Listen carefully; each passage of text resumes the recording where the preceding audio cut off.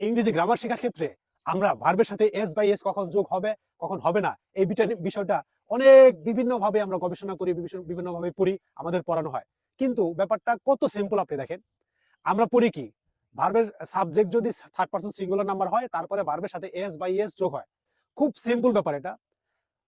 আমি, তুমি মানে আই এবং ইউ, এবং যে কোনো বহুবচন যদি সাবজেক্ট হয়, আবার বলি, আমি, তুমি এবং যে কোনো বহুবচন যদি সাবজেক্ট হয়, সেক্ষেত্রে ভার্বের সাথে এস বাই এস হবে না। এখন এস বাই এস যখন হবে না, তখন আবার হ্যাজ অথবা হ্যাভ যে আমরা ব্যবহার করি পারফেক্ট টেন্সের ক্ষেত্রে, তখন কিন্তু আবার হ্যাজও হবে না। তার মানে আমি, তুমি এবং বহুবচনের ক্ষেত্রে হ্যাজ হবে না। এস বাই এস যেরকম হবে না, হ্যাজও সেরকম হবে না। এখন আরেকটি ব্যাপার প্রাসঙ্গিকভাবে চলে আসে, সেটা হচ্ছে যখন পজিটিভ অর্থে থাকে হ্যাজ অথবা হ্যাভ, তখন কিন্তু আবার যদি পজিটিভ নেগেটিভ করেন, যেমন আই হ্যাভ আ পেন, আমার একটি কলম আছে,